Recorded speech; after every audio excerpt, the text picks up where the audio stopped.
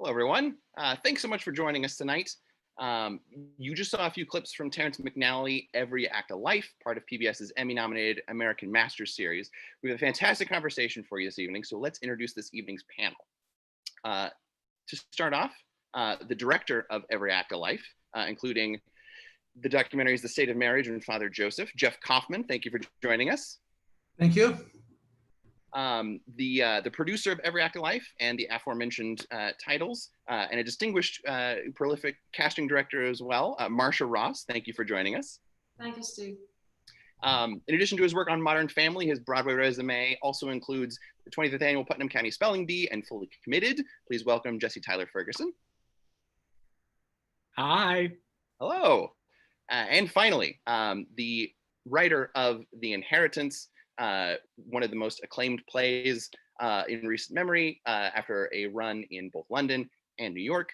Please welcome Matthew Lopez. Hello. Thank you all for joining us this evening. I know it's maybe an overly simplistic place to start, but I think that this conversation just makes sense. What was the first encounter you had with a Terrence McNally work, whether it was in reading it on the page or seeing it in performance or some other format? We can start with Jeff, since I know this is something that you've probably thought about a lot over the last few years. Well, the thrill is that I've had so many encounters since then, and each time it's different and special. But I think the first time was the Ritz. I was a big Richard Lester fan, and there's a very funny story that Reno says that's not in the film, where he said something like, "There's too many words in this play." So he didn't necessarily get the play, but it was the Ritz, and it was a groundbreaking play, and it was a groundbreaking movie. Marcia, how about you? Well, I grew up in New York, and I've really seen so much theater. I saw Jesse at the Circle in the Square in Putnam County. That's the first time I saw him on stage. I think I saw, believe it or not, Bad Habits, because I went to the theater all the time. I mean, I saw Love Valor first at Manhattan Theater Club, and then again on Broadway, and I saw so many of these plays, and then again some in Los Angeles. But I think probably Bad Habits. And Jesse? When I was living in Albuquerque, New Mexico, I belonged to this Book of the Month club called the Fireside Theater Club. And basically every month you would get a book, a hardcover of a play. And I got Lips Together, Teeth Apart, and I read it and I loved it. And that was my first encounter with them. I still have that copy. And I don't know why I put my address inside the inside cover, but I was like, if lost, return to, 3005 Mackland. But I apparently loved the script, and I did not want to get lost into the wrong hands. No, completely understandable. Yeah. Matthew, how about yourself?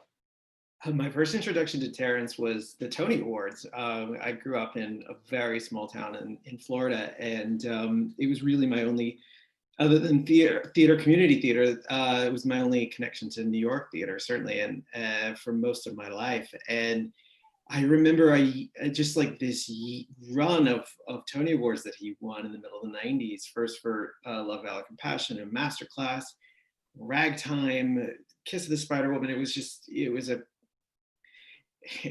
an endless parade of awards for him. And I remember getting a copy of Love, Valor, Compassion and devouring it. And it was really also my first, it was the first time I read anything that was not just remotely gay, but like really super gay. And I know that Terrence hated to be known as a gay writer, but that was the work that really, that introduced me to him. And then I just sort of devoured all his other, I read Lips Together, Teeth Apart too at that time. And it was just, yeah, that was the beginning of it.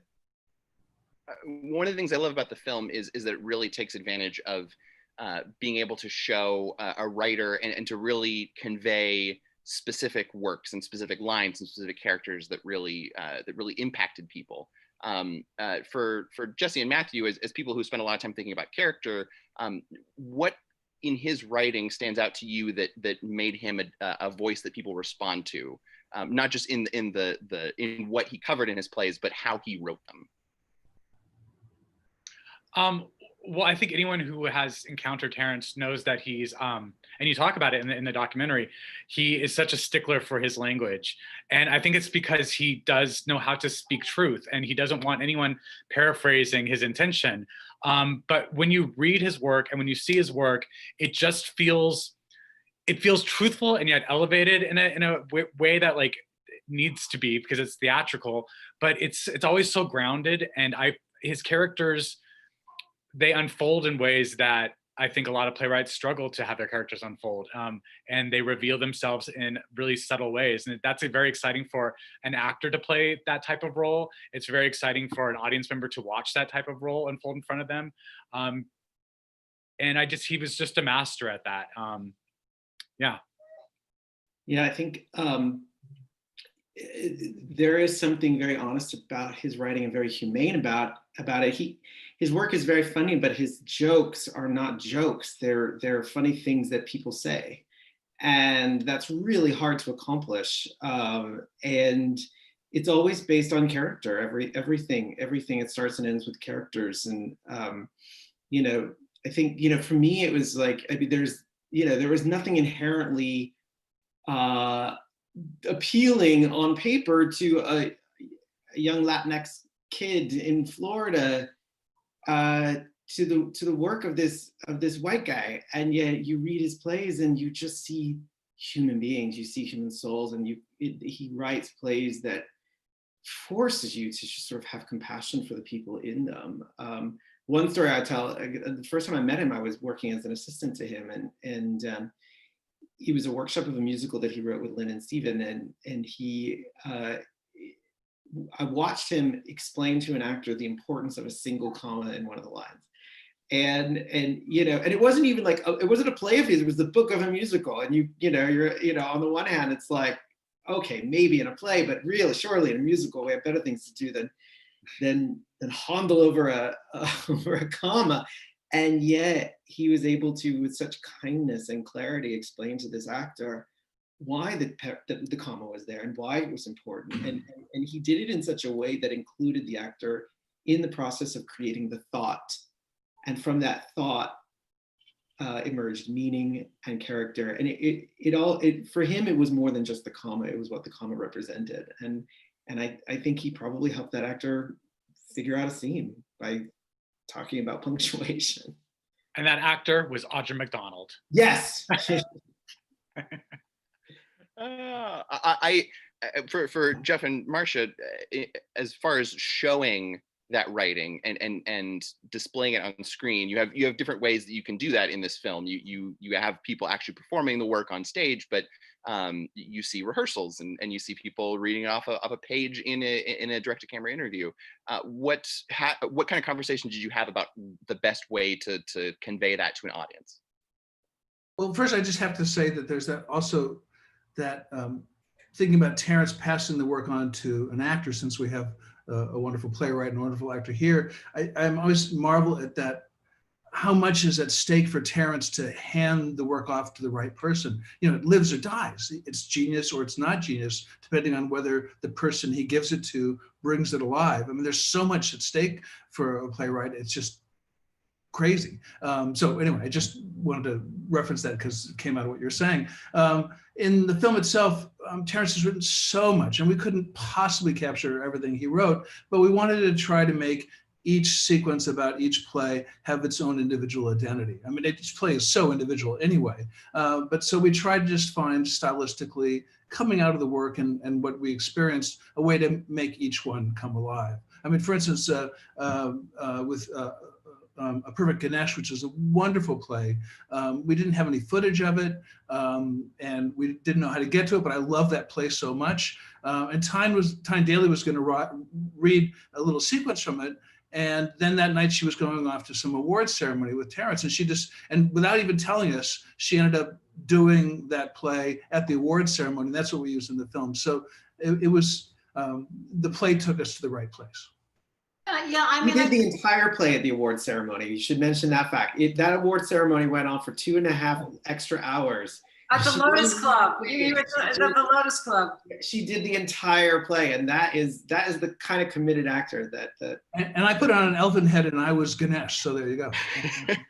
But I think one of the things Jeff and I talked about, is you have a writer, you can't just show him obviously sitting at his typewriter or with his pad, trying to, but yet we were really talked a lot. How can we show in each instance some aspect of his work, him as a writer through the work, which each time it would be different.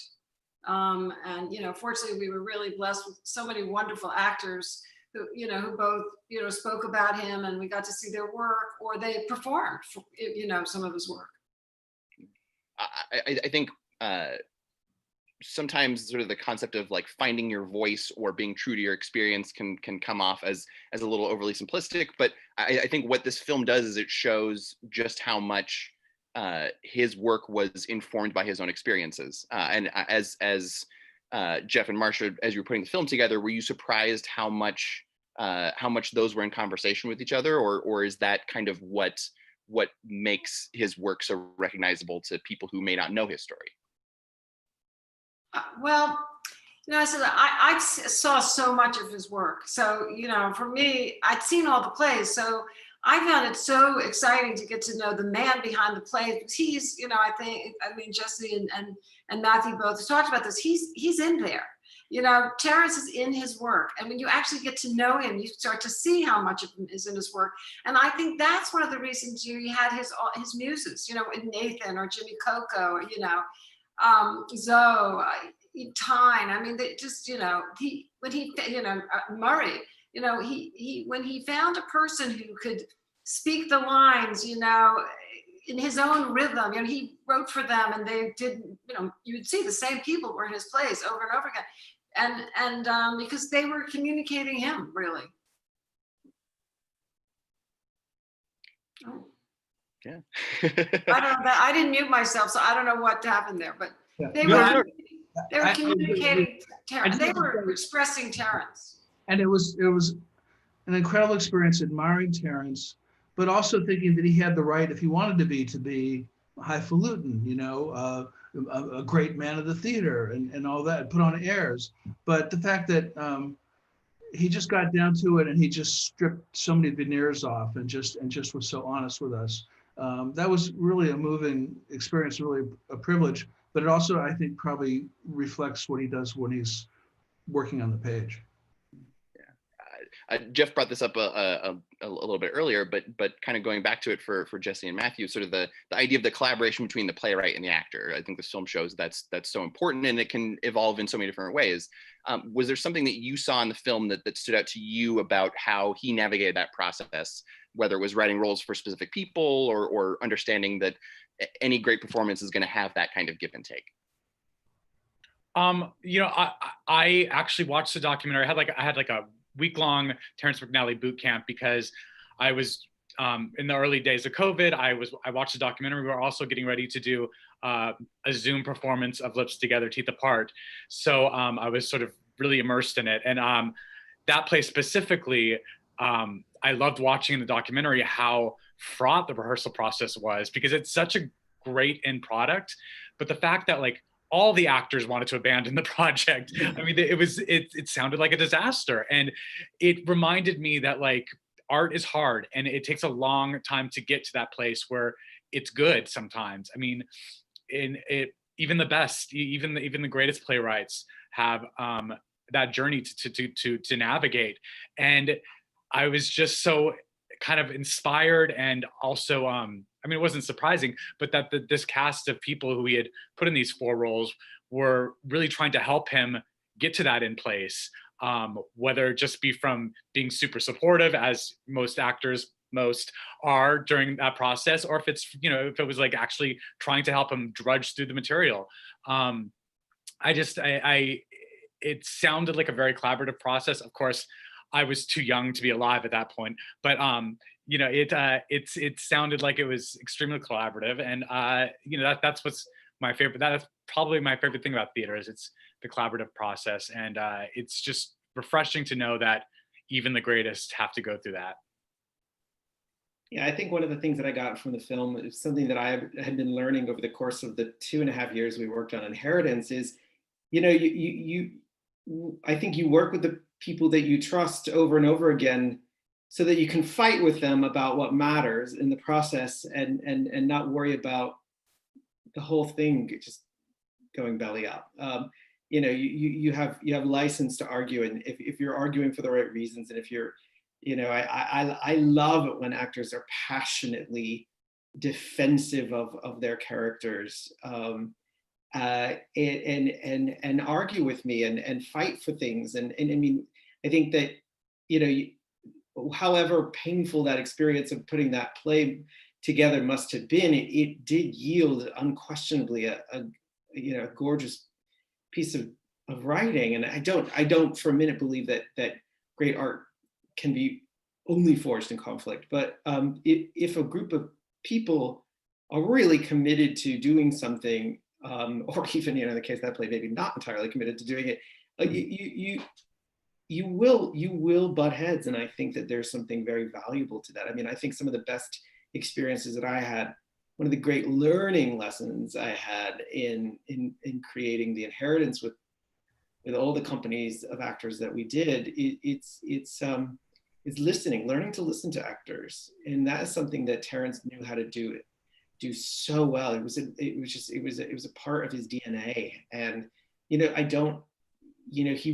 taught me in my relationship with him that you're not hiring mimeographs. You're not hiring a multitude of town criers. You're hiring people with independence and with ideas to bring that independence and those ideas to bear on the piece. And the tension in which the creation of any play lives is, you do something that I can't do, and I do something that you haven't done on this particular process, and we need each other. And I think that you see in that film, it's just sort of a great example of how the writer and the actor need each other. And we were in it together. We had to sink or swim, so we better grab an oar and start rowing.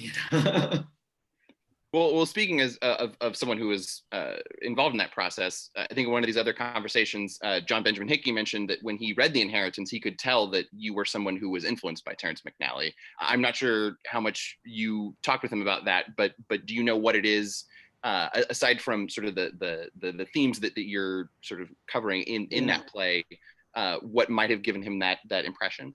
Well, Inheritance was hugely influenced by Terrence. I mean, one of the great misunderstandings of the play is that I was chasing after Kushner. That was simply not my intention. It was Terrence. Terrence is the spiritual godfather of The Inheritance. His work moved me, and it moved me as a gay man. It moved me as a dramatist.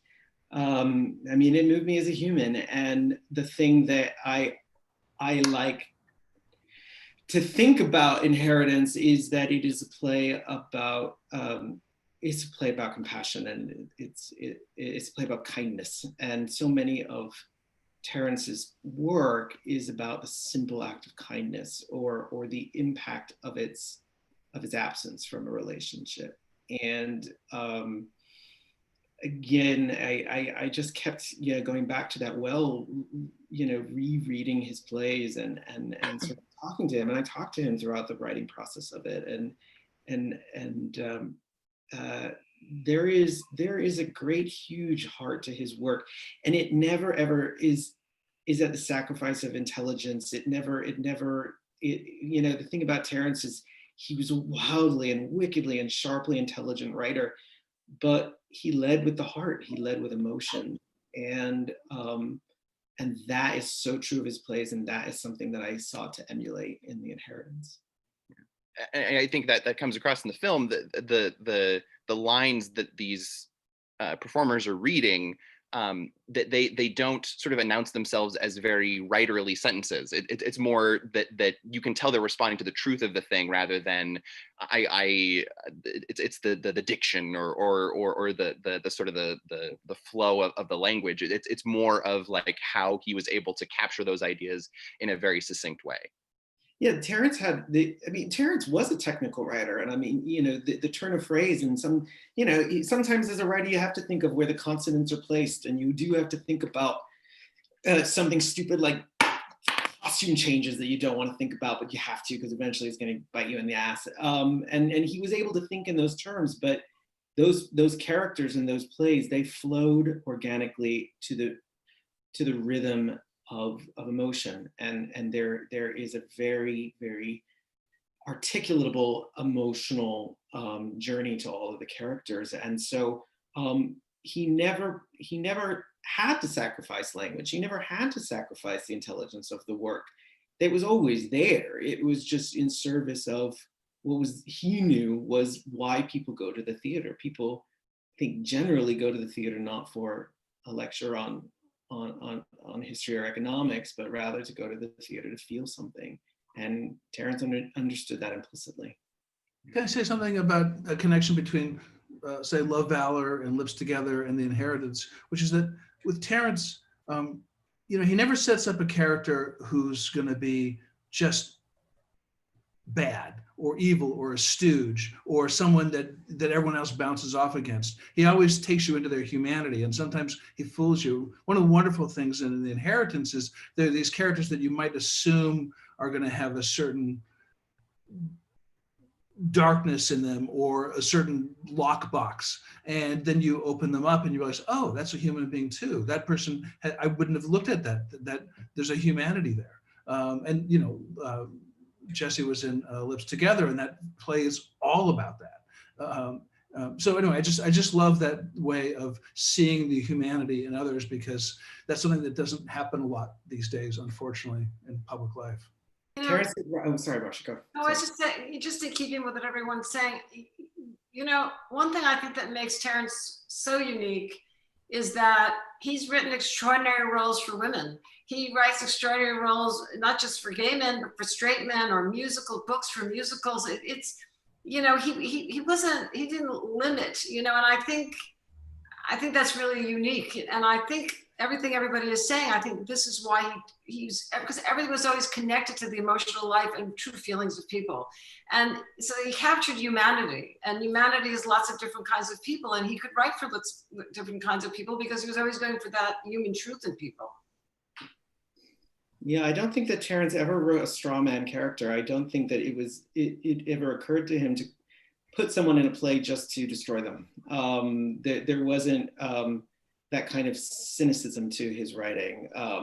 And I think that's like that was one of the lessons I learned, that every character in this play it deserves dignity, even if they don't believe in their own dignity or believe in the dignity of the other characters in the play. I, as the writer, Terrence would probably say, I am here to safeguard their dignity. And that was what made him such a humane writer. As a reminder for anybody who might be watching, if you have a question for the panel, feel free to send it in. We'll be taking your questions as well. For Jeff and Marcia, I'm curious, how much prompting did you have to sort of give these interview subjects, or was Terrence the kind of person that you could just kind of roll the cameras and let them talk and it would kind of go in any direction? Everybody was different. Everyone had their own way in, but it's funny. I think at first Terrence, as much as he was incredibly open, I mean, there's a section of the film when he talks about breaking up with Dominic, and he says, he just looks at us and he says, I felt stupid. I felt really stupid. And I thought to myself, in the moment and every time we were editing it afterwards, I can't imagine, any other playwright, or major person just saying that with such sincerity. But at first, Terrence was like, why are you asking me all these personal questions? We had a day where we had to go through a process where he said, okay, I'll give into this. And I think also the first day he said, what, you're going to interview me for 4 more days? I wouldn't have worn this sweater. But I just want to say one thing, because Marcia knows so much about the theater. And there's this one day where we were doing an interview. We're at the Abington Theater. They're so nice. They gave us their entire theater for free for a week. And we used every little nook and cranny. And we're in this little narrow corridor filming with Terrence. And there was only room for me and the camera and Terrence. And Marcia was right outside this very thin wall, equal to Terrence, but on the other side of the wall. And at one point, Terrence was saying something historical and he just forgot. And Marcia whispered through the wall and gave him the answer. And he just floated into his conversation, but it was because Marcia gave him the answer. So that was he, at the beginning, he said to us, well, if I had an opening night of a play, I would do lots of interviews. I'd talk about my play, but to talk about myself, no. But then once he relaxed, he just really, he gave it all. He just said everything. I think later on when he saw the movie, I think he was really surprised by some of the truth that he did tell us. I don't think at the time he actually realized, but I think but in the end, he was so happy that he had done that. With Jeff, with the actors, one of the things that Jeff does really well, if I may compliment him, is he does a lot of homework. And, if you've written a book, or he'll watch everything you've done, or, or he'll, watch some interview you did or anything.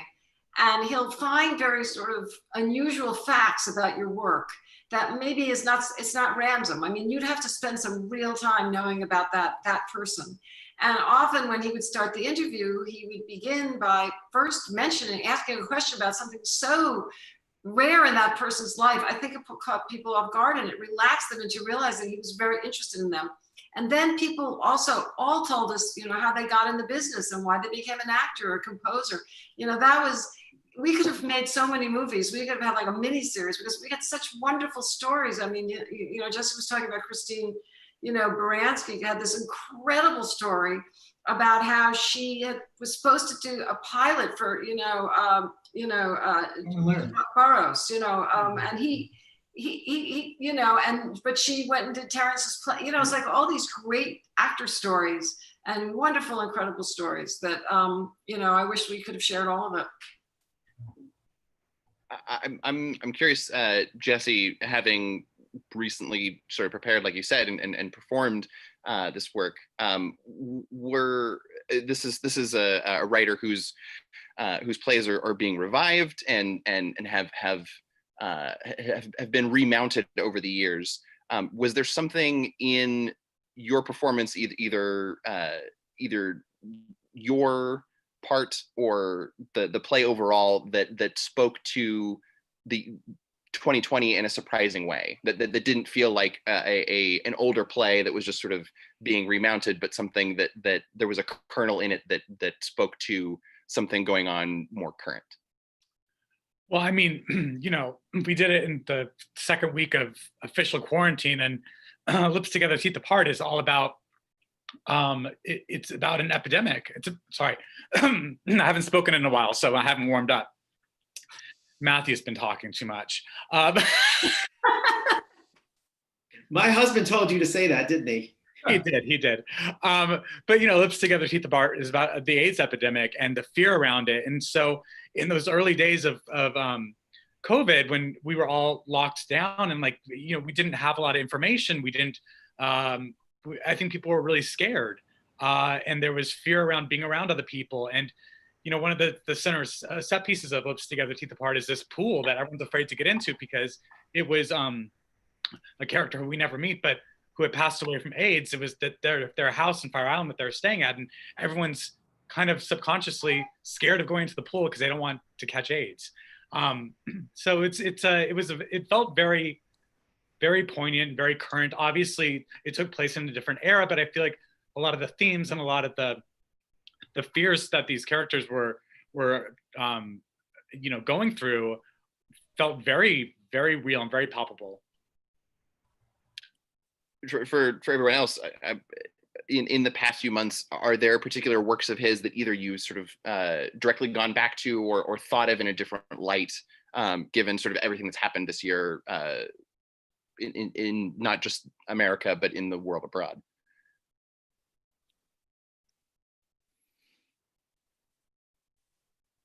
I'll just say, when we come out of all this, I want a big production of Love, Valor, Compassion. I want to see that on stage. It's timeless. I want to be in it.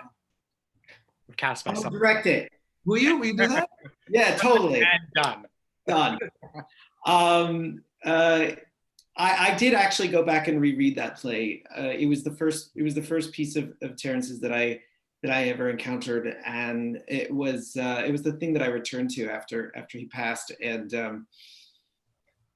yeah, there's you know, the gentle rise of the stairs. They talk about that in the house in that play, and you know, that I know that is so personal to Terrence. And when you read that play, I mean, you read all of these plays. There's no, I mean, Masterclass is also, I reread Masterclass, and actually started listening to Maria Callas after he passed. And in Masterclass, you have, I think, really his grand statement about what it is to be an artist, you know, channeled through the work of an opera singer that he adored. But you the lessons are applicable. And I think that when, you know, when we get back into theaters and we start revisiting his work, whether it is Lips Together, whether it is the production of Love Valor that I direct with Jesse playing all of the characters, the one-man version of it, or Masterclass, that he left behind in his writing who he was. I mean, no one who knew Terrence will ever forget the man, who he was, his generosity, his prickliness, his love of theater, his love of his friends, his love of his husband.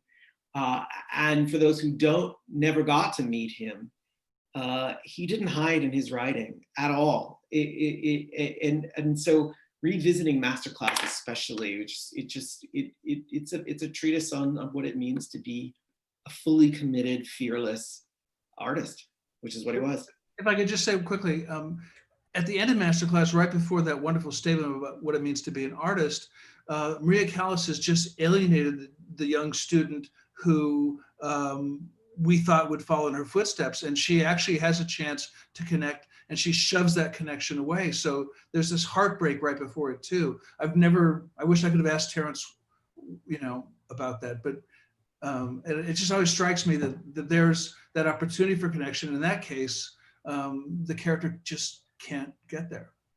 So we have a good, Jeff came up with the wonderful idea of having all the different actors read, you know, from that last speech from Masterclass. And then we went back to Terrence's apartment and we asked him to read it. And the greatest thing was he's reading it now, and then he gets to the stage directions. And he actually read all the way through to the stage directions, you know, completely in the end. And it was incredible. You know, we looked at each other, we know the end of the movie now, but it was, we were like unbelievable, you know, because all the actors had read it, but you know, they stopped before the stage, and Terrence read it to the very last word. It was such a remarkable moment. I'm glad you brought it up, because I was going to ask Jesse and Matthew. Obviously, anyone who's sort of seen a performance can sort of take away sort of the emotional things that you're talking about, but the stage directions and what a playwright gives a performer that the audience maybe doesn't necessarily see. Are there things in the way he wrote that part of his work that stand out to you, or things that you remember from a particular work? A lot of his plays, basically, it starts off as like a 3-page essay about where you are and who these characters are, which, and they're beautifully written. They're very colorful. They're vivid, and so he's really handing you as much information as he possibly can to give to so you can be successful in creating these characters and this landscape. You know, I think as controlling as he is with his language, I think he also wants to be that same way with the interpretation of his play. And I don't think, and he puts it there for a reason. So you can't say, well, I'm going to stage it in a mental institution and be like really avant-garde about it. We're going to do it at Bard.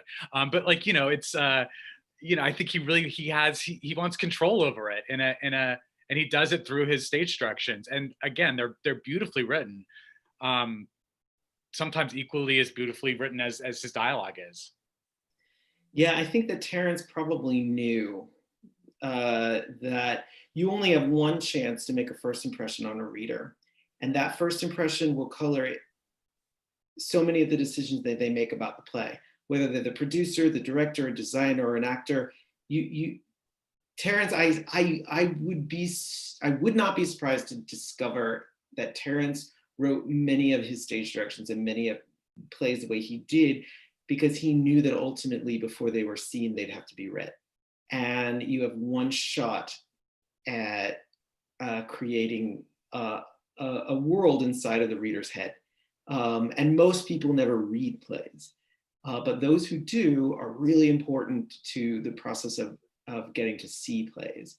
And, you think about the way that, Terrence also was very good at writing stage directions in dialogue. Terrence was very good at creating scenic design in dialogue and costume design in dialogue. That Terrence wrote so holistically that you do understand what the world looks like, not just on the stage directions. I learned long ago too that most stage directions are things that annoy directors and should be sort of dispensed with. And when I use them, and I think that I probably learned this from Terrence, when I use them, I mean them. And I think that probably Terrence felt the same way. Marcia and I were talking about something that Terrence told us that's, again, not in the film, sorry, but that's what you're saying, which is that you can give us a call anytime. We'll tell you all the stories that are in the film. But when Terrence was young, he wrote this play, and he got an introduction to Molly Kazan at the actors, the actor studio. And she read it and she said, well, I think you have some talent, but you know nothing about the stage. You don't know how things actually work. And she gave him a job as a stage manager. And for like a year, when Jane Fonda was first there as a young actress and other people, he worked as a stage manager at the actor studio. And I think that's where he got some of his understanding of how the stage works. But so it connects to what you're saying, but it also brings up that idea that sometimes that key person who mentors you and sees something in you has such a ripple effect that they'll never know. And Molly Kazan was that for Terrence. Terrence also, his one time he ever acted was at the actor's studio. He had a small part in a play. He hated it. He never acted again. He didn't want to be an actor, but he loved actors. I always say this when we've talked about him, but he loved actors. And he loved the theater. And it's, we spent a lot of time talking about this kind of stuff because, he would go see everything, and we would talk about actors, and he would know their work and have wonderful things to say about actors, and want to write for people or find directors and develop them or recommend them. It was unique. I found that a lot of people after time, they don't, people have very busy lives and they don't have time to go see everything, but not Terrence. Really, he still was going out, weeknights to see, off. He flew across the country, and he'd go to small theaters around the country and see productions of his own work, that people were doing, and surprise people and show up when people didn't expect that he would actually come see this production. It was a very rare, and I think really beautiful quality in him. I remember I went with Terrence to see What the Constitution Means to Me, and it was during a time in his life when he was struggling with his breathing. He was not healthy at that time, and yet I remember him going to this play, so excited to see this play, and so energized to be inside a theater. And those of us who have lived in New York long enough, there are times when going to the theater, no matter, we lose that childlike wonder of going to the theater, and it can become a chore sometimes. And for Terrence, it never seemed that way. I remember he walked into the Helen Hayes so excited to be there, and so willing to go on the ride that Heidi took us on that play. And then afterwards, just sort of walking up the street with him, and all he wanted to do was talk about the play, talk about the writing, talk about Heidi in the play, Heidi as a writer of herself from the play. There was nothing that I think opera, going to the theater, and his husband were the three things that animated him. I never went to the opera with him, but that day, that time at Heidi's Plate was pretty exciting to be with him at. That's wonderful. That's wonderful. I'm for Jeff and Marcia. You talked to so many different people for this film, and they're people who knew him in so many different contexts. Was there a common thread that you noticed between either the stories people would tell about him or what he meant to them that either surprised you or that maybe you were expecting and was gratifying to see that people kind of had this common response? I think two pieces, and they've been touched upon already, but one is that it was almost like if we had pre-scripted something that people would say and you give them an index card before the interview, person after person would spontaneously say, I'd have no career if it wasn't for Terrence McNally. And that, I mean, like 5, 6, 7, 8 people. Well, Matthew, you still would have had a fabulous career, but you're lucky to have had Terrence in it. But I think it's just a wonderful and touching thing. And it goes back to what Marcia was saying, that he just saw that, he loved seeing that spark in other people. Yeah, and the other thing was just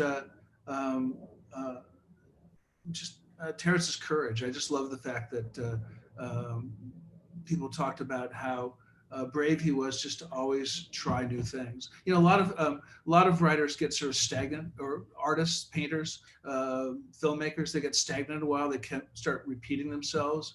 And Terrence is like this rare creature that he would just try the darndest things, and it's an amazing artistic courage. I think too, for me, you know, Terrence, you know, love was so important to him. You know, he really cared so much about his relationship and his friendships, and he stayed in touch with people all the time. And he, you know, he saw people and he wrote people personal notes, but he just, you know, as much as he worked and he was very busy, he really, really cared about his relationships with other people, and they mattered to him, and he maintained them. And that's, you know, very difficult in the modern age, but he did that. And I love that about him. It's a baby. We talked about a few of his works, and whether it's Masterclass or Love, Valor or Lips Together, if people have seen the film and they've never read a play of his, is there a particular place that you would sort of most want to direct them to sort of dive in first, or is it really a matter of sort of what people are looking for and what is important to them? Well, for me, I always say for myself, and Jeff's spoken about this, when we started making the film, we talked about something important, which was that we wanted to make sure that if people knew, like all of us, so much about the theater, so much, that there were still surprises that you didn't know, that you learned something. And if you knew nothing about the theater, it got you interested in the theater. I think that's, for us, was very important to us. We wanted people to see the film, you know, like young people and, you know, people who don't go to the theater, and sort of get like, oh wait, the theater's like a great thing. Like, I want to go to the theater. I should see some theater. That's what we really hoped, I think, you know, to bring information to people that love the theater, but also to get people to see through Terrence's life a love of the theater.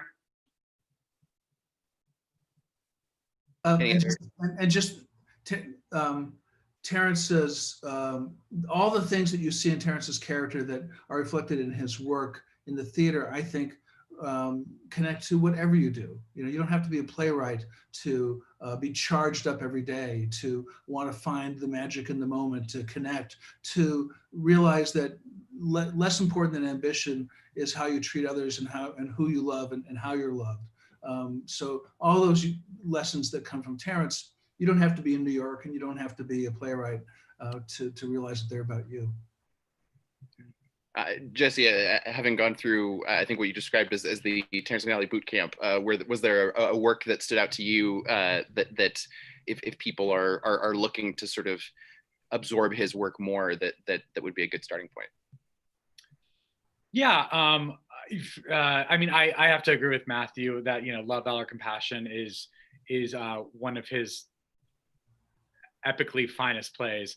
You know, I mean, I mean, I would also like, you know, suggest like listen. I mean, you can. I don't know how, but like listening to like some of the musicals that he wrote. Ding ding. You know, Kiss of the Spider Woman, Ragtime. You know, the Full Monty, right? Am I wrong? Yes. Monty. You know, those are all available to like, you know, listen to, and I mean, I remember when I was a kid, I would always put in cast albums and like read along with. I would sometimes have the copies. A lot of the Sondheim plays were published, so I would, you know, play the music and then read the scene and then pause the CD player and like, you know, so it's like I'll make my own theater experience in my bedroom. So that's something you can do. That sounds great. That sounds great. Yeah, first of all, Jesse, you and I had the same childhood. Right. I have the same one too. Yeah, and something tells me that we're both in the same childhood. Yeah. I think actually, I do think the Full Monty is a great example of who Terrence was, because you to take that film that's set in England and to reset it to Buffalo, New York, to know those men even though he is not those men. I mean, that's just like, that is the role of an artist. That is the role of Terrence in the world. Terrence was not interested in replicating his life over and over and over on stage for you to watch. You know, Terrence was interested in other people, and Terrence is one of his great calling cards as a writer was that he was just fascinated by people. And I think that there is not a shred of Terrence McNally in the Full Monty in terms of biography, and yet Terrence is everywhere in that. You know, the other thing that, you know, it's reminded people that Terrence wrote the libretto to the opera of Dead Man Walking, which is also that story is in of itself a cry for compassion in the world. And yeah, I mean, the actual, for me, the honest answer is that you can't go wrong no matter where you start and end. That he was such a chameleon, but the thing that I think that carries through it always was his compassion, the dignity that he afforded people, and I mean, honestly, even his short plays that I used to read in college, they're just, you know, they're wicked and they're spiky. And there's one play, I'm forgetting the name of it. All the characters are named after drinks. Yeah, it was called Whiskey. Oh yeah, well there you go. He was always like I think like Jeff said, he was always reinventing himself, and you never knew, you never knew which Terrence you were going to get when you went to the theater, which was so exciting. So Jesse said something, you mentioned Audra, but one of the things Audra said, and it's what you're saying too, that Terrence saw everyone was their own opera. You know, everybody's life was an opera, and he looked and he loved people and the study of people and to get that story out. We're almost at the end of our time together. Can I sneak something in then, Steve? Sure, yeah. Just forgive me. You know, I just want to say that this is in part, this series is in part because Every Act of Life, Terrence's story was on American Masters. And that meant so much to Terrence. I've said this before, but Terrence told us while we were filming, you know, I really hope this film will be on American Masters. And it was such a delight to have that happen. And we're probably not going to do another one of these again. And so many people through the process of this film, people who supported it financially, people who carried stuff upstairs, people who we interviewed, the folks at American Masters, Tom Curtihy, Terrence's beloved husband. So many people just blew us away with their kindness and support. And so anyway, you know, I just want to say thank you. Yeah. I and as just a sort of way to wrap up, we've talked a lot about his work and his life and what he meant to so many people. What is there anything else that we haven't sort of covered that when you think about him as a playwright, as an artist, as someone you may have interacted with, that sort of we haven't touched on yet? You know, the first time I met Terrence, I can tell this really fast. I through no less a figure than Hal Prince. I found my way to Terrence, and I offered my services as an assistant on a project that he was doing. He was workshopping A Man of No Importance, which was a great musical that he wrote with Lynn and Steven. They were workshopping it for about 2 weeks, and I came in and I observed and I assisted him, but which was really just me sitting around watching them do things. And I learned so much from that. And his the fee was that I would give him one of my plays to read, and he would read it, and that was the exchange. And he did. He read a play of mine that eventually became The Whipping Man, and he called me and left me an endless voicemail with praise, with criticism, with questions, and he was the first person to really encourage me as a writer. And I think for me, how indicative that is of Terrence is that he gave of his time when he didn't have to necessarily. And he was so encouraging of younger writers. He was so excited by younger writers. And he understood that the creation of theater is not a zero-sum game. It was not, your success doesn't mean my failure. He really rooted for everyone, and that was so true in the way he behaved, the way he lived his life as an artist and as a member of the community. I will say that I think I've discovered some of my favorite actors through Terrence's work. Not only actors, artists in general, like Graziella Daniele and Joe Mantello, who directed Love, Valor, Compassion. It was sort of the first time I was exposed to these people. Audra McDonald, even Chita Rivera. Like I was aware, I was aware. But like, I mean, like to see her on stage, I was like, oh, now I'm an uber fan of this woman. It was always sort of a testament to, you know, if someone wasn't a Terrence McNally play, and if Terrence trusted this artist with his work, they're worth looking at. And I explored so many of these actors' careers just because they were associated with this man. Nathan Lane, who has, you know, always been one of my heroes. I discovered first, you know, seeing him on stage in Love, Our Compassion. And then, you know, immediately like looked for what else has he done with this man, and then discovered he was in Lipstick I Was Teeth Apart. And then, you know, what else has Nathan done? So like, I think, you know, the actors that are drawn to him, like a moth to a flame, are you know, truly some of the greatest actors, because he's, you know, one of the greatest playwrights. So why would he not work with the best? And Jeff and Marcia, any other closing thoughts you might have? I just I think so often, like personally, about the end of the movie when he's walking through Times Square, you know, in the theater district, and he's, you know, he talks about the moments of life and time, and I think a lot about that because just really trying to be present for life and getting as much as you possibly can out of the life that you live every day. And that's one of, you know, that was one of my big takeaways from the experience. I want to know when we can pre-order tickets for Jesse and Love, Valor, Compassion. Is that on sale now, or will you let us know? We start rehearsals on Monday. You were supposed to do Take Me Out, weren't you? We had tickets for that. Correct. We're working out scheduling right now, but American Express owners can get their tickets early on Monday. I'll be first in line waiting outside the TKTS booth. Thank you all so much for taking part in this. Really appreciate it. For anyone who watched this panel and hasn't yet seen the film, you can stream it through PBS as part of the American Master Series. Thank you all so very much, and enjoy the rest of your Wednesday. Thank you, guys. Thank you for joining us.